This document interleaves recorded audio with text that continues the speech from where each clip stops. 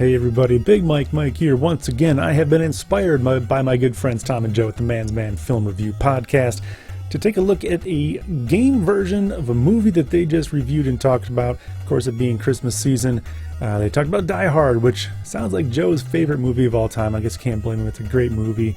And so you're getting kind of a look at the intro to the game. The cinematics, this is probably one of the best parts of this game where you've got the cinematics and the dialogue and things that are playing through. So here's a demo. I'll tell you, the way this guy moves around and like dodges bullets and stuff, you can't do that. So being the Man's Man Film Review Podcast, I decided to man it up a little bit. Got a shirt. It's about beer. It's a beer shirt. Pursuit of hoppiness. My mom bought me this shirt. Does that make it less manly? I don't know. Actually drinking some beer. It's two brothers, Dumaine DuPage French Country Ale. It's pretty good.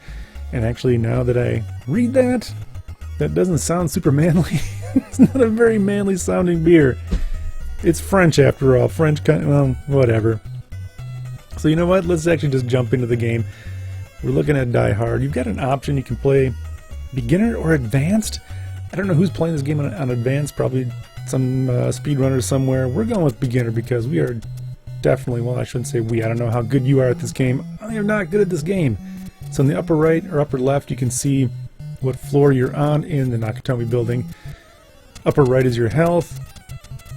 This guy is shooting at me with a machine gun, which is impossible to dodge bullets. You just kind of have to go and hope that you hit him. Okay, there's another guy. Oh, we're not off to a good start. Oh, okay, got him. So my first two guys that I'm down, what, the upper right, 6 health things already. So basically, you run around. In the lower right, you can see what button you have, or weapon you have equipped is the A button. B right now is a run, which is a little helpful because, like, just normally you move really slow. And I've got a radio, so I know what they're doing. So Franco's going to check out the 32nd floor, which is the floor that I am on. So they're after me. They know where I am. Joe speculated during the podcast that perhaps cigarettes would be your health up, or your to renew your hit points. It's not. It's actually soda.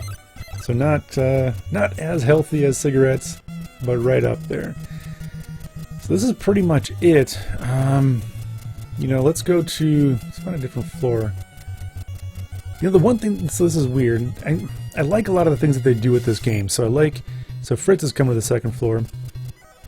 Like the line of sight kind of stuff here is kind of cool sometimes because, as you're walking through a building, you can't see that through that wall. So it leads to some situations where, there's terrorists like kind of hiding in the dark or around the corner, and they'll kind of jump out and surprise you. So that's cool, and that's kind of realistic. I like how that works. I like how the different floors, they all have kind of a different design. That's pretty neat. Like, this is a pretty standard. All right, that's Franco or somebody. Oh, I can't get that gun. There we go. So we'll go to a different floor. And you'll see here the countdown, see that timer? This game is basically timed. I don't like that floor. I'm not going to that floor. There's too many guys on that floor. But you can see how each floor kind of has its own design. So you can also go around and shoot vending machines and get yourself some more soda and health up. Yeah. Every time you get hit with those things, you pause. The round disc that comes out, that's like a flash grenade, basically. You get hit by that thing, you're frozen for roughly 15 minutes because it just stops you dead in your tracks. But basically, the game is timed. You've got a certain time to, kill all the terrorists, or to save all the hostages. But you look in the lower right, it'll show you there's 6 different locks. Each one takes 4 minutes, so you basically got 24 minutes effectively to finish the game. So this is the weirdest thing. You've got your life bar at the top. That's normal. You've got hit points. That's a thing, right? Every game has that. Below that is your feet meter. A feet meter. So if you remember from the movie, by the end of the movie, John McClane, his feet take a beating. He wasn't able to put shoes on at the beginning, and apparently never found time after that. So he's walking on broken glass. He's doing all that. Same thing in this movie, or in this game. So that when your feet meter gets down to 0, you move even more slowly than you do otherwise, which is hard to believe, but it's true. So some places you've got these health pickups that will fix your feet and ease the pain. So that's cool. I mean, I like that. It's a little more, adds a little more depth to the game overall. So again, there are things that I really like about this game. Again, some variety in the floors. See, that's just frustrating. I'm just trying to spray and... Alright, so you get the hacker. He's doing some things. He's locking down elevators. Oh, this is so frustrating. And like this floor design, I don't know what they do on this floor of the office building. The carpet alone is very strange. Hey, alright, took the guy out. But what is it? Looks like a big, it was like a generator maybe? I mean, I'm on this 35th floor of an office building. I don't know, like barrels? It's very industrial up here on the 35th floor. Whereas like the 32nd was a pretty standard, you know, cubicle office space looking thing. I think if we go up this way, we can get up onto the roof if luck is with us. So the cinematics, these are cool because it does kind of follow the movie to a degree, which you can't say for a lot of games based on movies. They just kind of slap a name and make some characters look like who they're supposed to be. Oh, I got you! Come on.